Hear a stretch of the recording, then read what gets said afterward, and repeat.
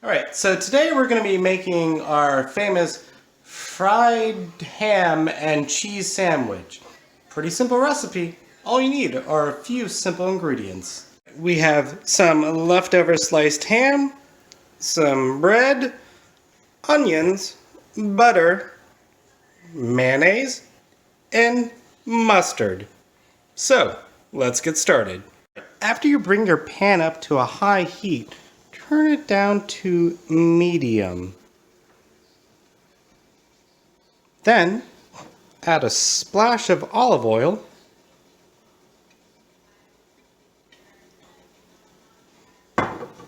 mix around your pan to make sure it's evenly distributed. Then, add your onions. We want to get these nice and hot first. That way, they caramelize, which should take about 15 to 20 minutes. If you find your onions are burning a little too quickly, they should just be browning around the edge. But if you see it in the center, feel free to add just a little bit of water. Remember, constant stirring is the key here. Those onions look like they are getting a golden brown. Once you start seeing that, make sure to push them over to the edge here so we got a little room, because we are going to be adding our ham. This is the key to fried ham. Woo! Try and distribute even as possible.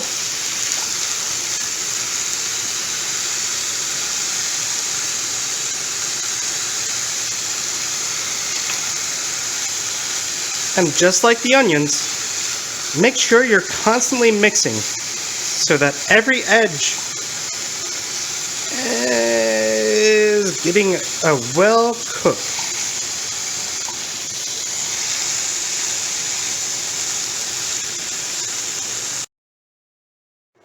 Yum, yum, look at that pork.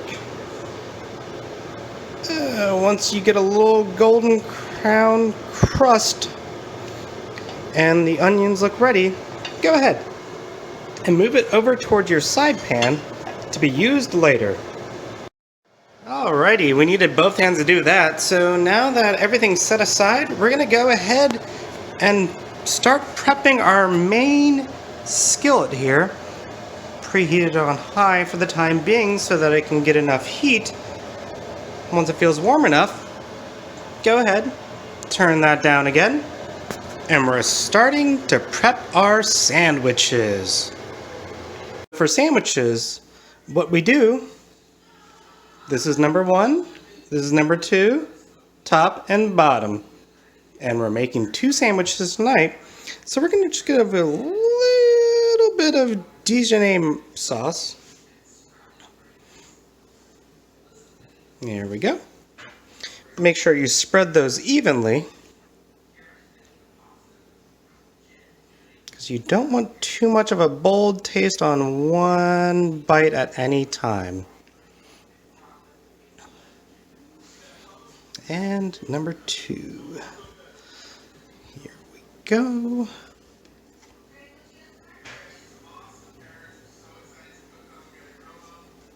Perfecto. Next, we're going to use a little mayonnaise. I need both hands to do this, so I'll be right back. Alright, next step is we are going to add, and this is what makes it a grilled cheese, a layer of cheese of Havarti to both the bottom and top.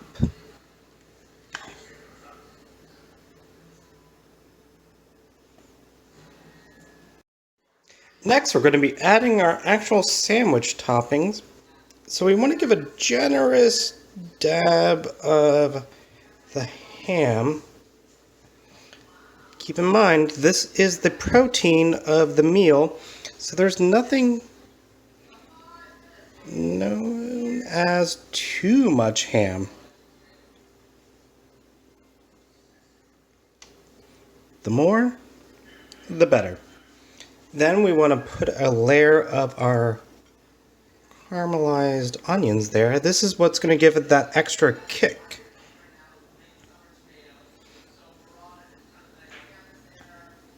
If you're a little sloppy with it, trust me, it's all the better, because once you close your sandwich, seeing them stick out the side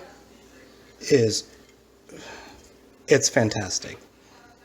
So we'll do a little more, finish off everything we got here. Then, let's go ahead, close off our sandwich. Press it down. Next step, let's butter these breads. Alright, at this point we're pretty much just going to do a traditional, might need both hands for this. We're going to do a traditional just grilled cheese sandwich. So make sure each, starting with one side only, make sure it's completely buttered from top to finish. Spread as evenly as possible to make sure that each side gets as much butter as possible. Our sandwiches are good to start cooking. So what we're going to do, make sure medium hot, give a good spray of oil just in case we don't want any sticking. Then we're going to move our sandwiches butter side down onto the pan.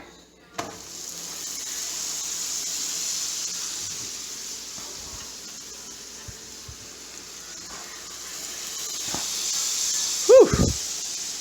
That is a good sizzle. To make sure they get cooked evenly, use a press. The weight that you're putting on the sandwiches will make sure that the bread toasts evenly, and we just want to make sure, looks like there is more than enough bubbling happening, so we might want to turn our heater down a little lower. From here on out, wait about 5 minutes or so, just like you would with any traditional grilled cheese sandwich, to make sure that everything has enough time to melt and cook down. What we're looking for as well, you got a little cheese sticking out on the edge there, starting to droop. We want that to go all the way down. That way we can make sure that when we take it off, it'll look like it cooked properly. During this cooking time, I found it's super important to make sure that you go ahead and clean up your workstation. Otherwise, your wife might get mad at you that you left maybe 1 or 2 items out that you could have taken care of earlier, but you didn't think about because you were too busy cooking dinner. When you're ready to turn over your sandwiches, and the flip is very important, make sure that before you do, now's the time that we butter the other side. Just like the first half, make sure that the butter is distributed evenly. Now it's time to flip.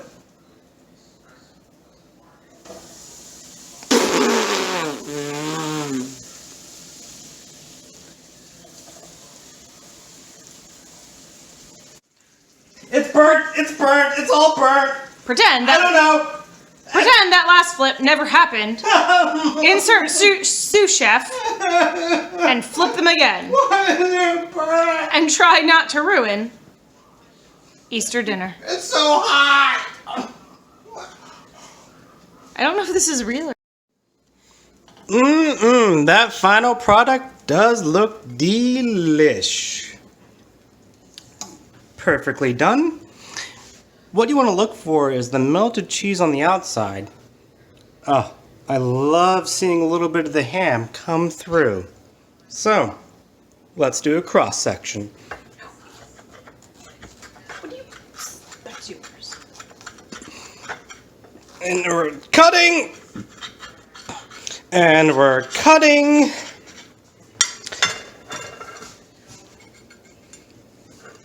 Okay, not pulling apart, so we're cutting, and we're still cutting.